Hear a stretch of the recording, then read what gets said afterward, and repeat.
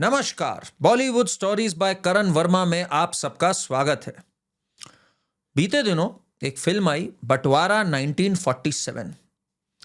इस फिल्म ने ऑडियंस में कोई बंटवारा नहीं किया क्योंकि एक मत होकर सबने इस फिल्म को रिजेक्ट कर दिया है। जी हाँ, इक्का दुक्का पीआर द्वारा ड्रिवन रिव्यूज को छोड़ दीजिए, जिसमें इक्का दुक्का नहीं, रिव्यूज तो कई इन लोगों ने पॉजिटिव दिखा दिए कि it tugs at the heart strings, it talks of a larger emotion, countries के बियॉन्ड, टेरिटरीज के बियॉन्ड। एब्सोल्यूट नॉनसेंस इमोशन की बात करी गई है, बिकॉज सबसे बड़ा इमोशन वो होता है जो आपके स्वयं बोध का हो, जहां आपको पता हो कौन दुश्मन है, कौन आपका मित्र है, कौन अपना है, कौन पराया है। इस लाइन को जो मिटाने की इन्होंने कोशिश करी है, वो इनकी नैया डुबो ले गई है। अभी ढंग से खुल के नहीं बोला जा रहा, पर इस चैनल पे मैं सबसे पहले बता दूं आपको, बंटवारा एक सुपर फ्लॉप फिल्म हो चुकी है। Super flop. इसमें मिनिमम आमिर खान को 50 करोड़ से ऊपर का नुकसान होने जा रहा है, आमिर खान प्रोडक्शंस को या जो भी प्रोडक्शन टीम है। कैसे, मैं कुछ जरा इसके आंकड़े भी पहले आपको शेयर कर दूं, फिर बताता हूं क्यों ये डिजास्टर हुआ, और ये होना ही था डिजास्टर। 150 करोड़ की फिल्म बनी है ये। जी हाँ, आपने सही सुना, 150 करोड़ का बजट है इसका। केवल सनी देओल साहब ने, जिन्होंने कहा कि पाकिस्तान भी मेरी बुआ की तरह है, वो सेंटेंसी से इनका पतन तो वहीं पे शुरू हो गया था। वैसे तो प्रोमो से ही शुरू हो गया था, बट उन्होंने 60 करोड़ लिया है।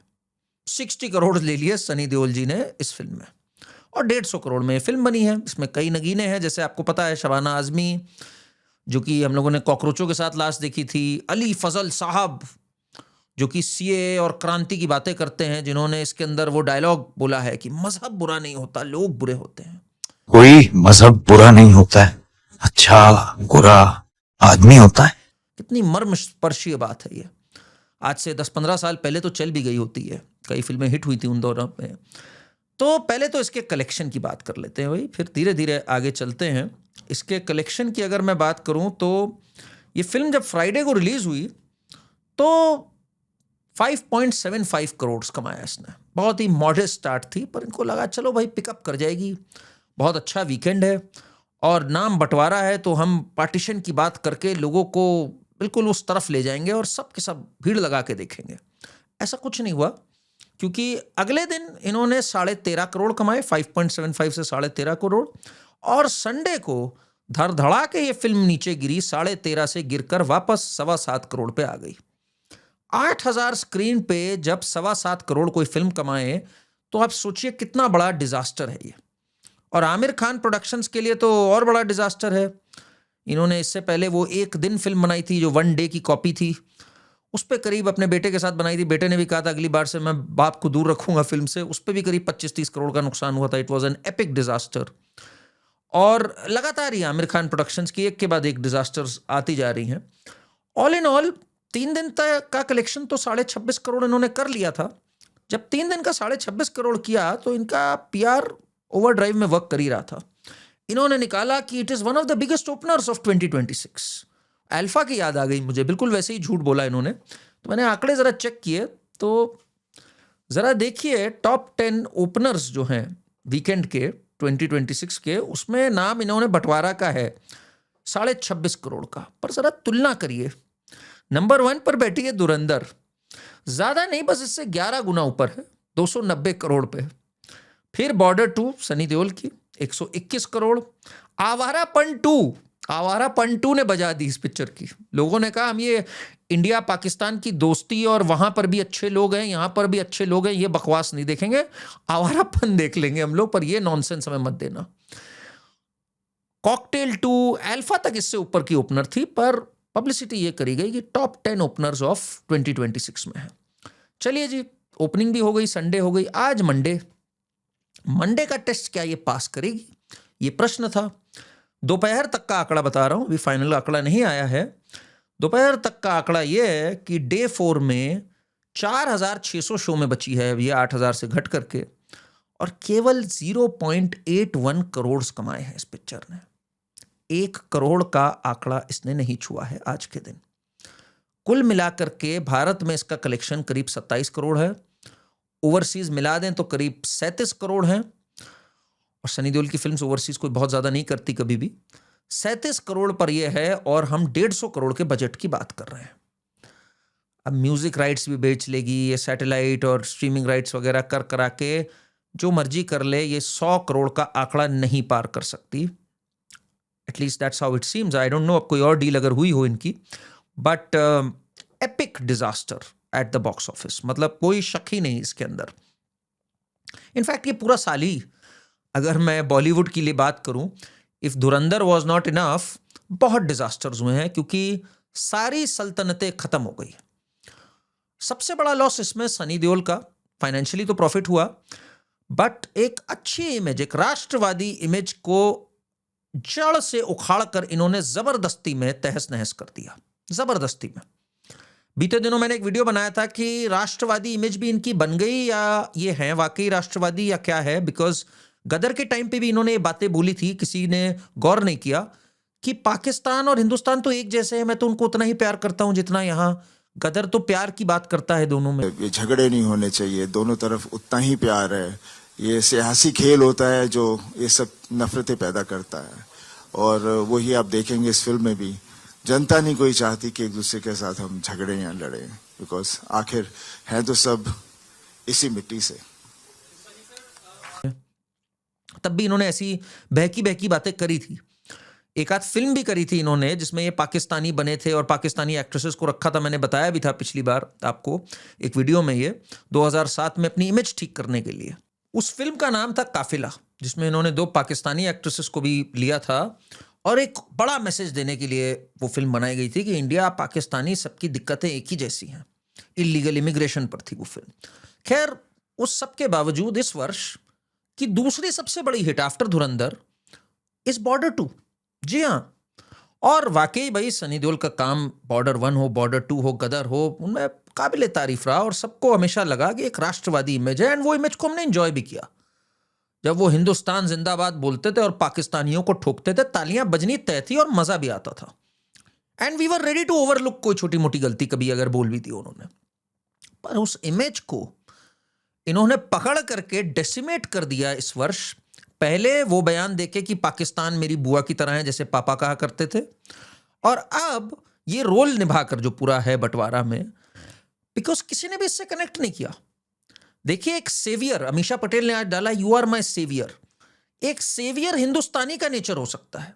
एक पाकिस्तानी को अगर आप सेवियर दिखाएंगे, अननेसेसरी दिखाएंगे कि मजहब नहीं सिखाता मंदिर तोड़ना, जबकि उसका बेसिस ही यही था, तो पब्लिक डाइजेस्ट नहीं करेगी, पब्लिक रिजेक्ट करेगी। और ये एक नया भारत है, ये बात समझने की जरूरत है। और बॉलीवुड के ये बुद्धि में घुस नहीं रही बात, इतने लॉसेस के बाद भी। We are not ready to buy this कि जैसा देश है तेरा वैसा देश है मेरा। ना, ऐसा नहीं है। तुम आतंकवादी हो पाकिस्तान, और हमारा देश महान है। दोनों में फर्क है। अच्छे लोग वहां भी, अच्छे लोग यहां भी। ये नॉनसेंस मुझे सुनने में इंटरेस्ट ही नहीं है।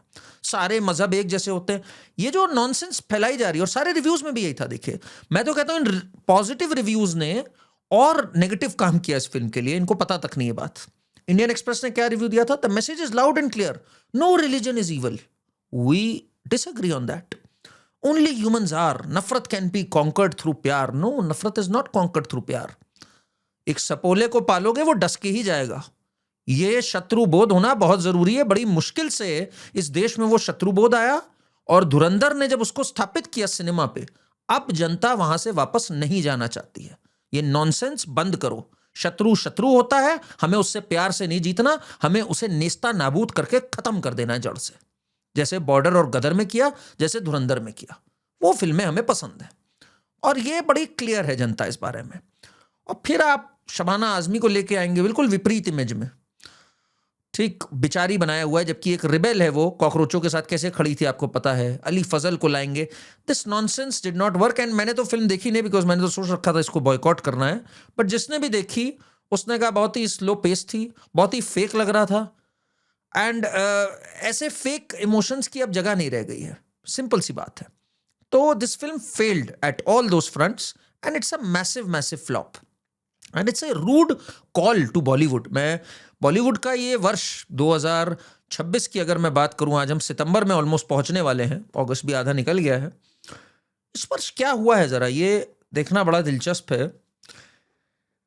ये एक आर्टिकल आज आया जिसमें टॉप 10 फिल्म्स बॉलीवुड की इस वर्ष की और उनका इंडिया कलेक्शन लिखा हुआ है। इंडिया कलेक्शन है ये सिर्फ, और शायद टैक्सेस हटाकर है। नंबर 1 आप देख रहे हैं धुरंधर, 1186 इसमें दिखाया है विद टैक्सेस, और वो ज़्यादा है, 1300 है, और वर्ल्ड वाइड ग्रॉस तो 1800 करोड़ के ऊपर है अब। सेकेंड इज बॉर्डर 2, उसका 1/3 पर है बॉर्डर 2। और थर्ड है भूत बंगला। इतनी बकवास फिल्म है कि आप बैठ नहीं सकते इस फिल्म के अंदर। मैंने देखने की अभी कोशिश करी थी स्ट्रीमिंग प्लेटफॉर्म पे, 199 करोड़ उसका दिखाया है। उसके बाद की जरा फिल्में पढ़िए, Dhamaal 4, Welcome to the Jungle, Cocktail 2, और आवारापन आ गई इधर, और राइट टिल द एंड है जवानी तो इश्क होना है। आपको जान के बड़ा अचरज होगा कि सारी फिल्में सिवाय भूत बंगला के, अब आवारापन 2 आ रही है, सब की सब फ्लॉप है और टॉप 10 में है। मतलब मैं एक उदाहरण देता हूं आपको, जैसे वेलकम टू द जंगल है, इसने 137 करोड़ कमाए इंडिया में, इसका बजट है करीब करीब 130 crore. Does it really qualify to be a clean hit? वो सोचिए इस साल की 5वीं सबसे बड़ी हिट है। धमाल 4 जिसने 177 करोड़ कमाए हैं भारत में, ओवरसीज हो सकता है और कमा लियो, उसका बजट है 200 करोड़ के आसपास। कितना खराब है इन टर्म्स ऑफ इकोनॉमिक्स सारी फिल्मों का कलेक्शन, कि 3-4 फिल्मों को छोड़ के क्लीन हिट ही नहीं है कोई। टॉप 10 में है जवानी तो इश्क होना है, जो कि एक डिजास्टर फिल्म है, जो नुकसान करा के गई है। ये चल रहा है बॉलीवुड के इस वर्ष का हाल। सेविंग ग्रेस ऑफ कोर्स थे इसमें, धुरंधर तो बाप है सबका, सारी फिल्मों को कंबाइन कर दीजिए, धुरंधर के पास नहीं बॉलीवुड की, इससे ज्यादा बड़ी विक्ट्री नहीं हो सकती। But Sunny Deol was another saving grace with border 2। उसने वो क्रेडिबिलिटी फ्लश डाउन कर दी। एक बात तो पक्की है, इन बॉलीवुड स्टार्स में कुछ को समझ ही में नहीं आता इमेज क्या होती है। सनी देओल को समझ ही नहीं है कि उनकी इमेज राष्ट्रवादी है, जो उन्होंने फ्लश डाउन कर दी। अभी हाल ही में गोविंदा ने एक पॉडकास्ट दिया था स्मिता प्रकाश जी के साथ, उसने कहा धर्मेंद्र और राजेश खन्ना को कभी समझ ही नहीं आया इमेज मेकिंग क्या होती है। इस पे किसी दिन विस्तार से बात करेंगे। But Govinda has suffered because he did not understand क्या इमेज है क्या नहीं है, poor decision making. Sunny Deol for years has suffered because of bad films and bad decision making. He was at an all-time high after Gadar, border के बाद भी high थे, but उन्होंने वो पूरा मोमेंटम लूज कर दिया गलत डिसीजंस के कारण। आई रियली होप थोड़ा सा अब स्वयं बोध आए बॉलीवुड को भी कि यार अब हमारी जेब पे हानि पहुंच रही है। आमिर खान जो कि हर फिल्म में पाकिस्तान को दिखाना पसंद करते थे, लाल सिंह चड्ढा भी आमिर खान प्रोडक्शंस की एक डिजास्टर थी जो 2022 में आई, उसमें इन्होंने पाकिस्तानी को एक आतंकी को दिखा दिया कि वो इधर आ गया है और हमारे साथ मिलकर बिजनेस कर रहा है या काम कर रहा है या क्या कर रहा है। इस तरह का पाकिस्तान प्रेम जो ये ARY डिजिटल और इन सब के साथ टाई अप किया था इन्होंने पीके के प्रमोशन को लेके दुबई में, और तारिक जमाल से जाकर मिले थे। अब आमिर खान का karma is coming back to bite him because one after the other his production house is giving flops after flops. अगर ऐसे ही चलता रहा, he will not be in a position to produce too many films. Vashu Bhagnani खत्म हो गया, production ही खत्म हो गया, इतनी फ्लॉप्स हुई हैं लाइन से। आई थिंक बॉलीवुड को यह समझना चाहिए कि सबसे शर्म की बात यह है कि हिंदी सर्किट्स में भी सबसे बड़ी हिट्स जो हैं वो या तो हॉलीवुड की हैं, धुरंधर को हटा दीजिए, स्पाइडरमैन और एवेंजर्स और ये सब हुई हैं इस साल, और पेद्दी वगैरह जो टॉलीवुड और साउथ की है वो ज्यादा बड़ी हिट्स हुई हैं। बॉलीवुड को अगर ये बोला जाए कि this year Bollywood is almost dying this year, it will be the correct statement to make. Can it come back from here? It can, provided it focuses on nationalistic content and थोड़ा वो समझे कि जनता क्या चाहती है। अगर आप जनता से इतने डिस्कनेक्टेड है जितने सनी देओल है, जो जनता आपको पलखों पे बिठाई हुई है, आप उनसे कह रहे हैं पाकिस्तान मेरी बुआ है, तो जनता आपको जमीन पे ला सकती है। ऐसे में जनता ये भी कर सकती है कि आवारापन देखे पर बंटवारा ना देखे, क्योंकि जनता ये चाहती है। अब जब आप बंटवारे की बात करो तो बताओ कि जिन्ना नाम के इंसान ने किस तरह से बंटवारा कराया, किस तरह से हिंदू मारे गए, और एक्चुअली दर्द क्यों हुआ और क्यों कुछ लोग यहीं रह गए जबकि बंटवारा करवाया उन्होंने था। अगर बंटवारे की बात कर रहे हो तो सत्य बताने की हिम्मत करो, बिकॉज आज की जनता इस डिजिटल एज में जागरूक है, और मुझे बड़ा गर्व है कि मेरी जनता इस चैनल पे काफी जागरूक है। आप क्या सोचते हैं? अगर आपने बंटवारा देखा तो जरूर मुझे बताइएगा कैसी आपको लगी फिल्म। इस वीडियो को शेयर करिए दूर तक, हाइप करिए। Thank you.